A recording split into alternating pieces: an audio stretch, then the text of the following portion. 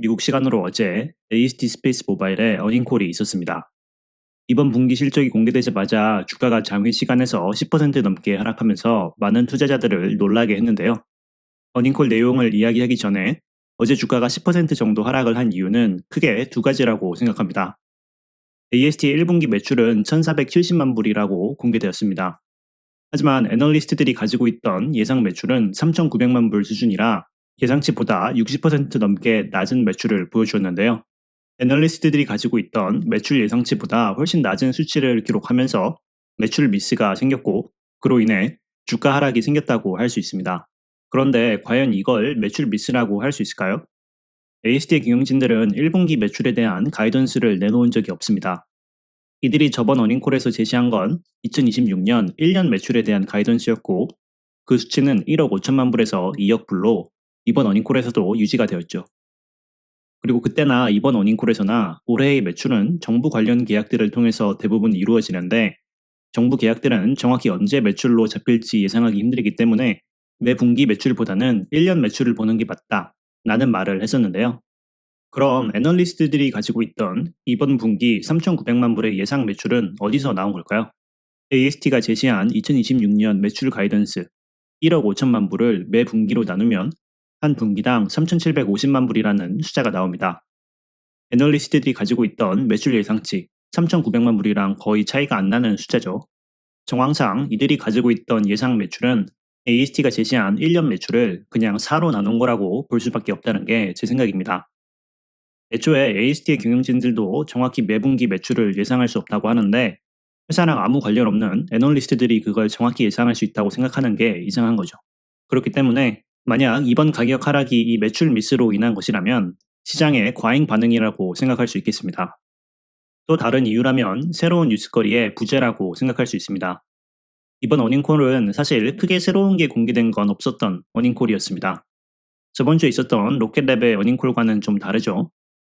로켓랩은 지금까지 시장이 모르고 있던 안드릴과의 파트너십, 그리고 본인들의 최고 매출, 마진을 경신하는 등 좋은 소식들로 가득했던 어닝콜이었습니다. 그런 이유로 AST의 어닝콜에도 투자자들의 기대감이 어느 정도 있었던 것으로 보이는데요.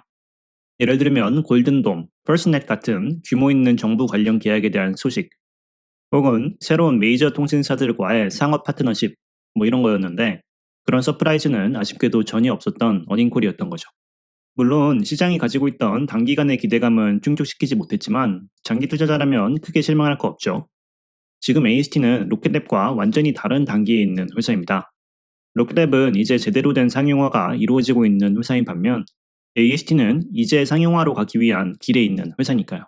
특히 미국 정부를 통한 큰 계약들, 이런 거는 회사가 운영하는 위성의 숫자가 늘어나면서 자연스럽게 발생할 일들입니다. 실제로 이번 분기에도 미국 정부를 통한 3개 새로운 계약들을 체결했다는 발표를 했는데요. 그로 인해 이제 미국 정부를 통한 계약은 기존 11개에서 14개로 늘어나게 되었습니다.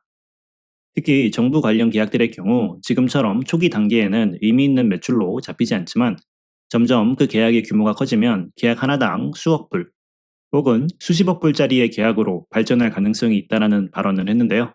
정부를 통해서 올리는 매출, 이런 거는 꼭 이번 분기에 발생해야 한다, 이런 법은 없으니 비록 이번 분기에 구체적인 발표가 없었다고 하더라도 크게 실망할 필요는 없는 것 같습니다. 자, 그럼 AST 투자자라면 가장 중요시 생각할 앞으로의 위성 발사에 대한 이야기입니다. 왼쪽 슬라이드가 지난 3월에 있었던 어닝콜의 슬라이드, 오른쪽이 어제 있었던 어닝콜의 슬라이드입니다. 자, 먼저 우리가 이해해야 하는 건 이 ready to ship이라는 말은 위성의 발사를 말하는 게 아닙니다. 말 그대로 위성이 발사 업체에 배송이 될 준비가 되었다는 거죠. 그래서 저번 어닝콜의 슬라이드를 보면 이 세 번째 발사를 위한 위성들은 원래 4월에 배송 준비가 끝나는 게 예정이었습니다. 하지만 이번 어닝콜 슬라이드에서는 그 날짜가 5월로 한 달 딜레이가 된 게 보이죠. 그리고 네 번째, 다섯 번째 발사의 경우 기존 5월에서 6월, 7월로 그 기간이 미루어지는 등 기존 계획보다 평균 한 달에서 두 달 정도 그 예상 날짜가 미루어진 걸 알 수 있습니다. 그로 인해 올해 목표하던 위성의 운영 숫자의 경우 저번 어닝콜에서는 45개에서 최대 60개를 목표로 했는데, 이번 어닝콜에서는 45개를 목표로 한다는 말을 하고 있는데요. 자, 그럼 이런 딜레이가 왜 생겼냐? 여기 보면 세 번째 발사부터는 이 스택커블 컨피규레이션이라는 말이 있습니다.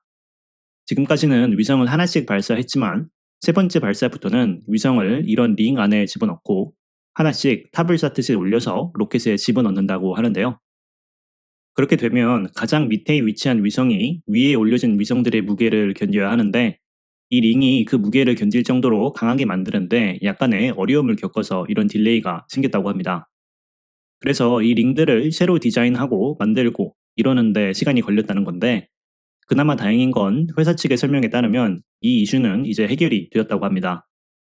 그리고 그걸 증명하듯이 이 링들이 이렇게 많이 제작되어 있고 사용될 준비가 되어 있다는 걸 보여주고 있는데요.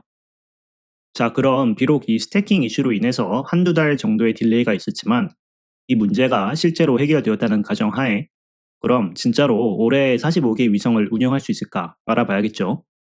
이건 한 AST 투자자분께서 앞으로 위성 발사가 어떻게 이루어질까 예상을 해본 건데 일단 앞으로 세 번의 발사는 스페이스X의 팔콘 9을 통해 이루어진다고 예상을 하고 있습니다.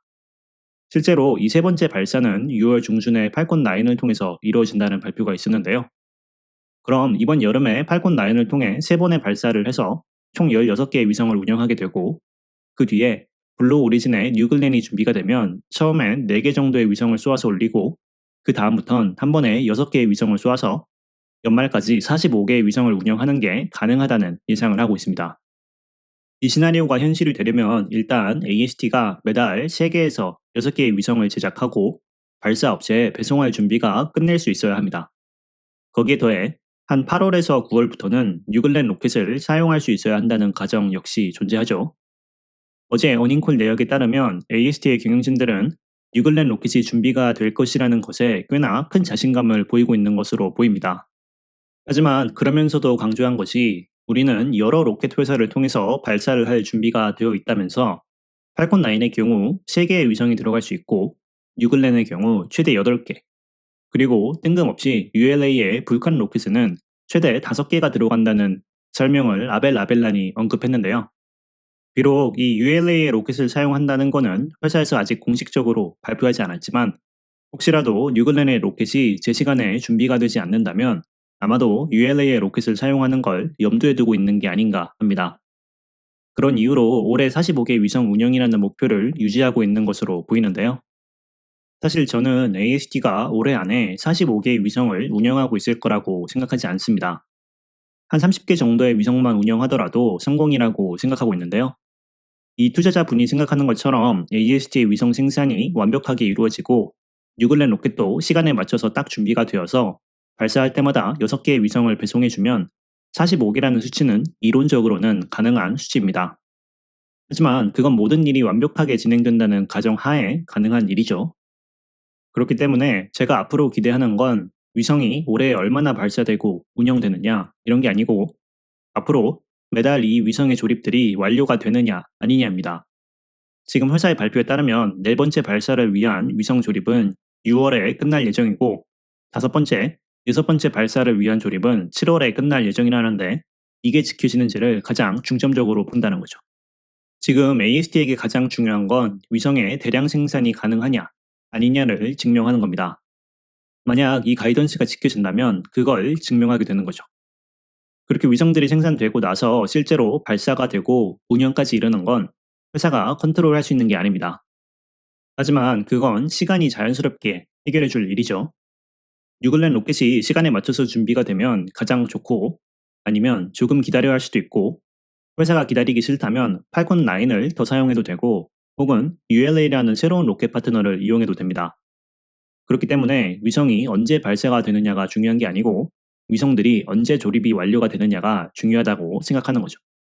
최근에 있었던 딜레이의 경우 처음으로 위성들을 이렇게 쌓아서 올리는 과정에서 어려움이 있었다라는 변명을 할 수 있었지만 앞으로도 위성 제작에 딜레이가 생긴다면 그때는 회사도 숨을 곳이 없습니다. 그렇기 때문에 앞으로 한 3개월 정도의 시간이 상당히 중요하다고 할 수 있죠. 지금까지 제 의견은 회사가 이렇게 대량 생산 과정을 공개하는 모습, 그리고 전 세계의 다양한 통신사들이 AST를 통한 상업 서비스를 준비하고 있는 모습, 이런 걸 보면 AST가 위성의 대량 생산이라는 문제를 거의 해결한 것으로 보인다는 게 제 개인적인 생각입니다.